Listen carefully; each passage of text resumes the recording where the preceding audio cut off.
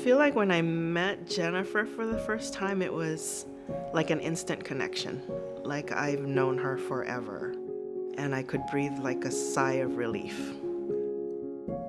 Arsenio and Victoria and Edith, they're just incredibly special people. Arsenio, he lived such a long and wonderful life. The first time I went to the home, it was for Arsenio. The family was so welcoming. Not long after that, I think Victoria, she was in the hospital and then I was called in. She would help by taking my mom's vitals, talked about her diabetic needs, and suggested that she go on the Libre system. Teaching Edith how to do it the correct way. I think Victoria was more than thrilled, so she didn't have to prick her fingers anymore. I'm very thankful for Jennifer, for everything she does. She's able to come through with her generosity, with her kindness, with her skill set, and just really break through those barriers. She never sways from who she is. She's always compassionate. She's always strong. She's always there.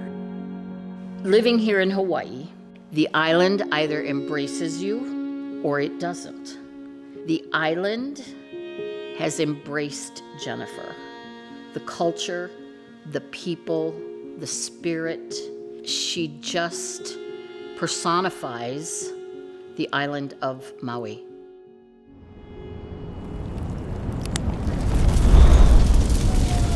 The breaking news overnight on the deadly Maui wildfires. Staggering news out of Maui tonight. 89 people now confirmed dead. This is now the deadliest wildfire in modern U.S. history.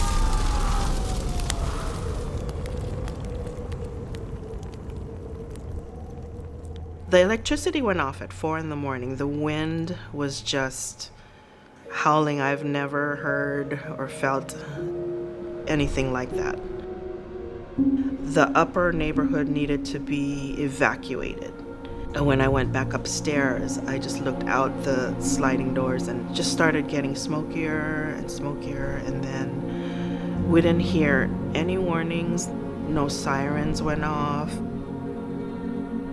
My nephew, who is a lifeguard, he heard it on the scanner. Hey, the fire jumped. It's by the park. You need to get out now. It was not maybe 100 feet away. Our house was the first or second that caught the fire. I did not have chance to take anything. Only myself and the clothes that I was wearing at that time. My grandson, Ataboy, carried me downstairs.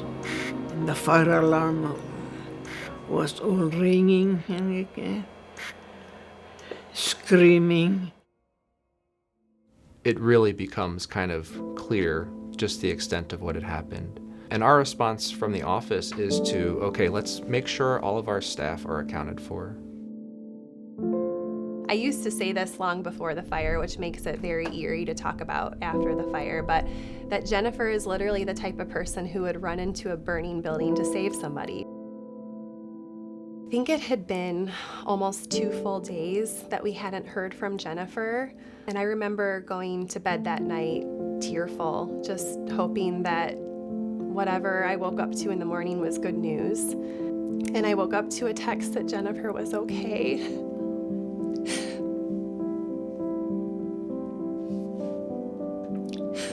That was like the best news that we could have received from the fire, because we received a lot of bad news. We didn't have cellular, we didn't have internet, there was zero communication, nothing was working.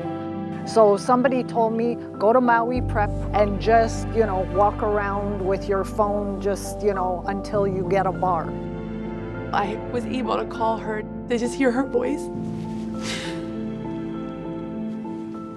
It was like really, just like such a relief. During the Lahaina fires, Jen got out her old calendars, looked through her patient load, made a list of all of those people, and tried to track every single one of them down. In my mind's eye, I knew exactly where they lived. I knew that I had to find these people.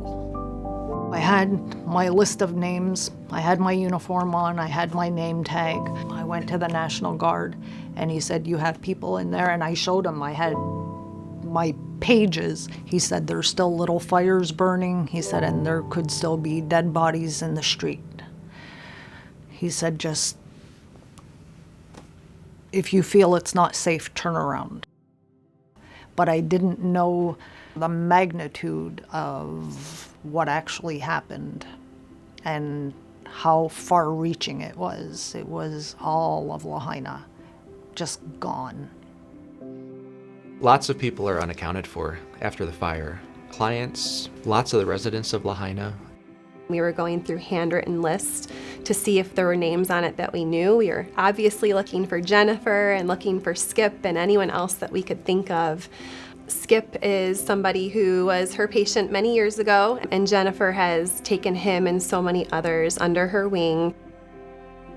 Today, we were supposed to have my past patient, Skip. He was going to be interviewed today. He died earlier this week. So I just wanted to, sorry. He absolutely loved Bayada. We were his family. He would give you the last dollar out of his pocket to help you. That's the kind of man he was. And he just taught me so much. Not a really emotional guy, but Skip, I met him probably 10 years ago. And this guy's a Vietnam veteran. He didn't choose to use his VA benefits because he thought somebody else should use it. It's so important to have somebody like Jennifer who cares. She went above and beyond. Care and concern just runs through her veins. You know that Nurse Lisa commercial from back in the day, and it's like this Bayada nurse going out into a storm. And it seems like, does that really happen? And I think with Jennifer, it really does happen.